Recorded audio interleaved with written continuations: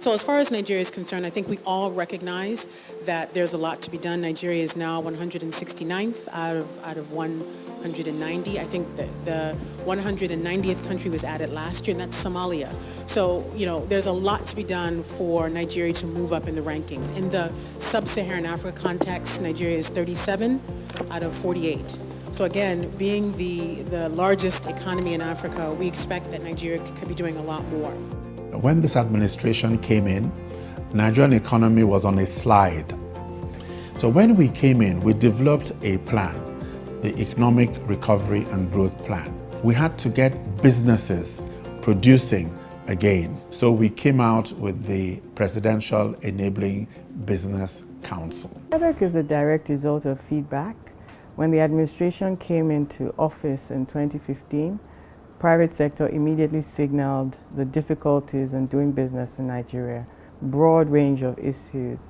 And it's not to say that no administration had tried to fix anything before, but what's unique about this administration is the coordinated effect, the output that a collaboration elicits. So the PEBEC was inaugurated in 2016, July of 2016, and it's chaired by the Vice President. His Excellency chairs monthly meetings of this council. So it's a very hands-on working meeting.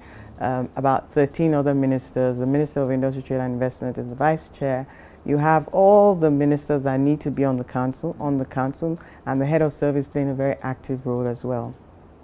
What this does is we're able to troubleshoot the problems that the private sector has identified and move in a collaborative manner. An important thing to mention about the PEBEC is that very quickly we realized that we couldn't do it without the National Assembly, without state governments, even the local government, and of course the private sector. So all arms and levels of government are represented on the council and private sector. So the collaboration really does work, and that's what has delivered traction for this particular intervention. The SME sector is the engine of growth in most nations, and I think even particularly so in Nigeria because we're very entrepreneurial. So at the end of the day, the fulcrum, the center, the engine room of the growth of our economy is the SME sector. By October 2017, when the results came out on the 31st of October, we moved up 24 points. We were one of the 10 most reformed economies in the world in 2017. We became number 6 in the world in areas of getting credit. Now what this does is that it makes you realize that with a systemic approach, focusing on impact, you get results. What would you say would be the most impactful interventions in terms of where you've gotten a lot of feedback from the private sector about their change in experience? What we try to do is not eat an elephant.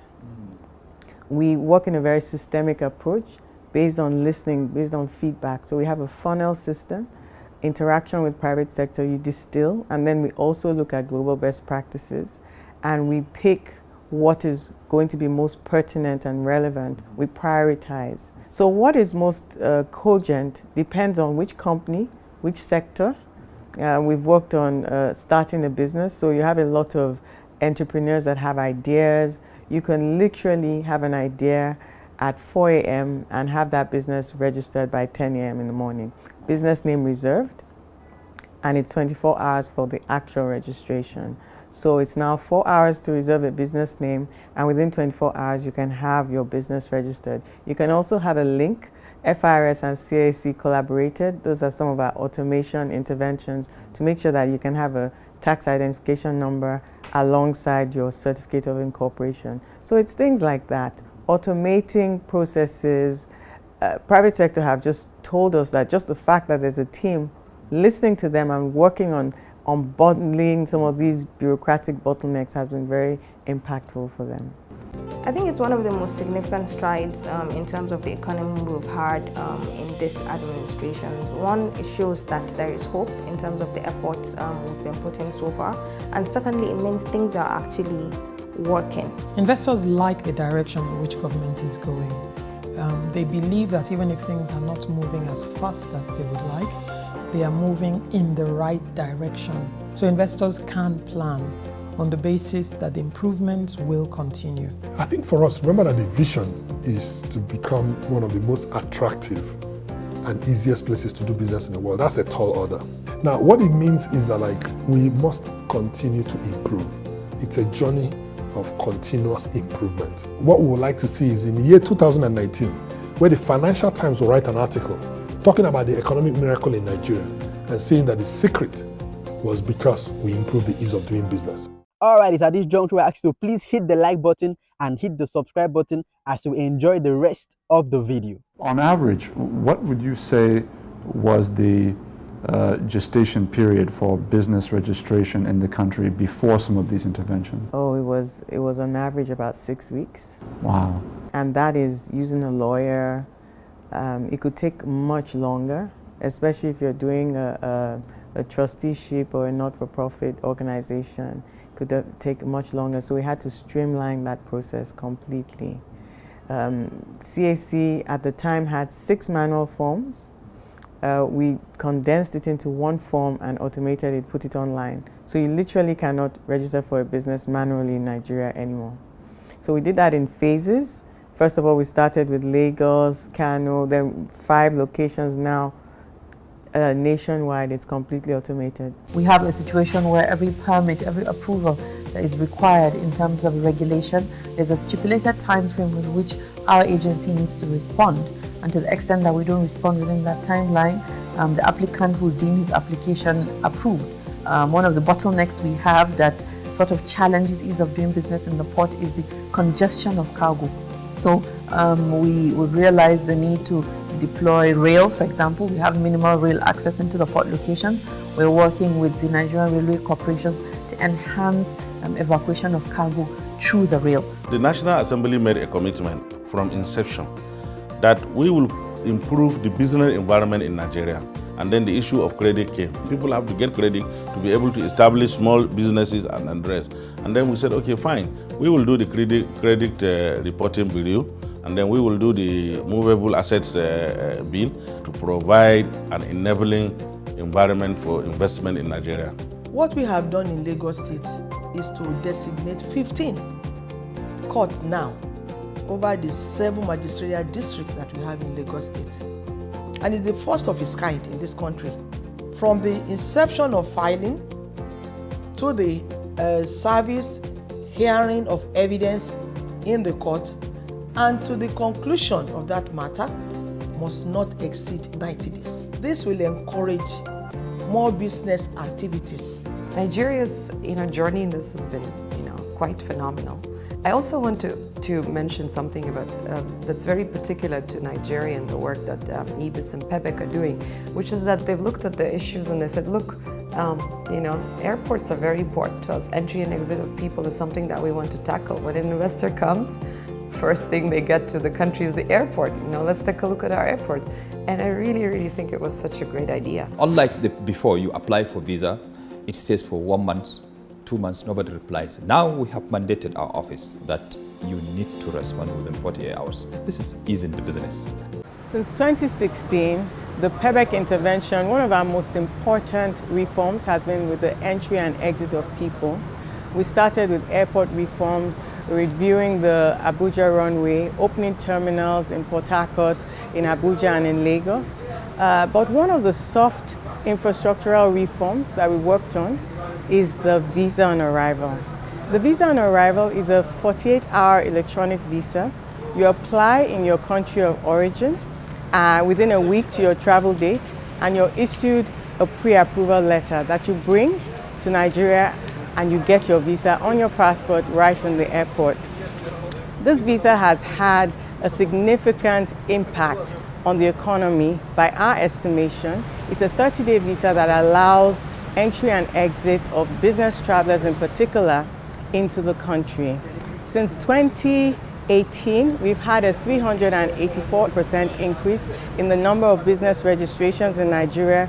Even between 2020 and 2021, we've had a 119% increase. This just shows that from ideation, business owners and partners that are having a meeting on Monday in Shanghai can be in Lagos or Abuja or Port Harcourt or Kano by Thursday afternoon, having a follow-up meeting.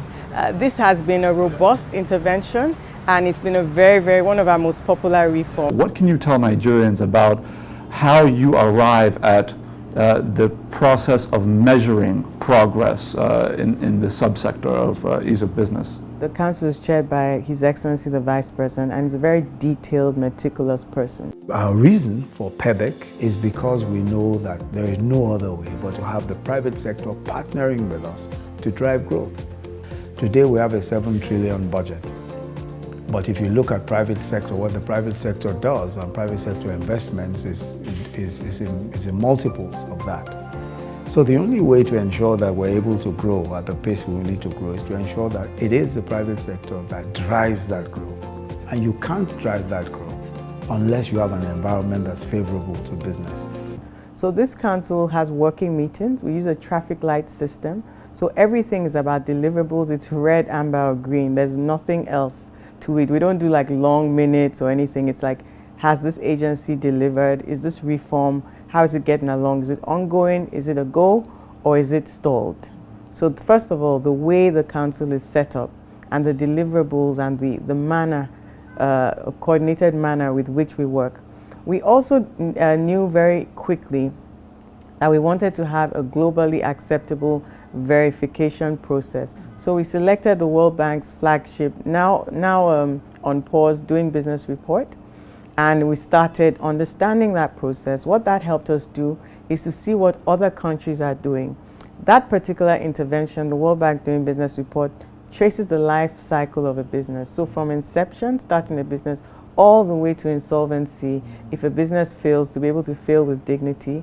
And that led us to putting very robust, sophisticated business rescue provisions into our CAMA, which hadn't been reenacted in over 30 years. So that's a collaboration with the National Assembly, the CAC, Ministry of Justice, a whole broad, of course, the section of business law, Nigerian Bar Association. So you see that everybody is able to now verify how the work is being done. So when you hear that Nigeria moved up 39 places in ease of doing business ranking and was twice top 10 reformer globally, which is no mean feat in a 3-year period, it's because of specificity. So businesses are asked pointedly, does this work now? And they're able to say yes. So that verification, we as a team, we look to the testimonials of small and medium-sized enterprises. That is really our scorecard. So we do a lot of stakeholder engagement. You know about our lituation tour as well, really engaging the demographics. And we use that to set the bar for the national action plans, our annual national action plans, and our strategic work. What do we now look forward to as we move forward as a nation? What is our expectation, and what is your office doing to prepare the ground for the kinds of tangible steps that still need to be taken to take our economy to where we all want it to be? Ajuri, what gets measured gets done. So one of the pillars of this intervention has been our National Action Plan system. It's been globally recognized. We've been invited to present on this internationally. What that is a 60-day accelerator. We started it in 2016, and we've continued. We just finished the 7th iteration. It's where we decide, after listening to private sector, we negotiate space with public and civil servants on the steps we're going to take, and then it's 60 days ready, steady, go. And we measure it. We announce at inception, we announce midway, and we announce at the closing of the intervention.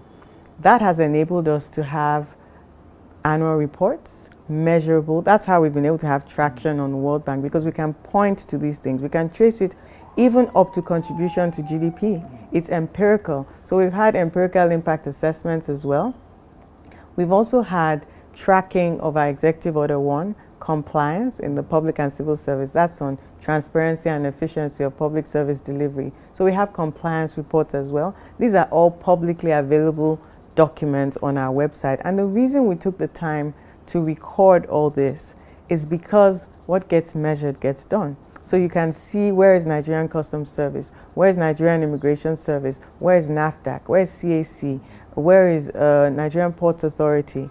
And then we can now have discussions around leadership, around consequence management, around traction, around teamwork, around efficiency, what legislations are hindering. We have our omnibus bill on business facilitation, never been done before in this country. The closest we have is the finance bills, the Finance Act, which we also are part of, and we've had 3 iterations of that so far. But the omnibus bill that has just been approved by FEC and that's on the way to the National Assembly will be a game changer as well. The people working hard, you can see the impact. The people lagging behind, you can also see that. So we know where the pain points are, and we know who's delivering for the economy. This is what teamwork is about. So the leadership is able to call people into the room and have tough conversations that you know what, your private sector stakeholders are saying this. Whatever you're saying, this team is tracking, and this is the data. It's not an accusation, it's actually what will move us forward. So the team works without sentiment. We work on data, we work on feedback from private sector. So I do encourage everybody to go to reportgov.ng because we do work on those complaints. And also please compliment when things are good. Wow, this was really an interesting piece. We got to see our very close friend Ajuri Ngelale. We got to see the SSA to the president on industry, trade and investment. We got to see, hands-on the work that this administration and its ministers and appointees are doing to help Nigeria upscale in its ease of doing business. Till we meet again, I am your host, Eddie Kanobot, and this is Isaac News.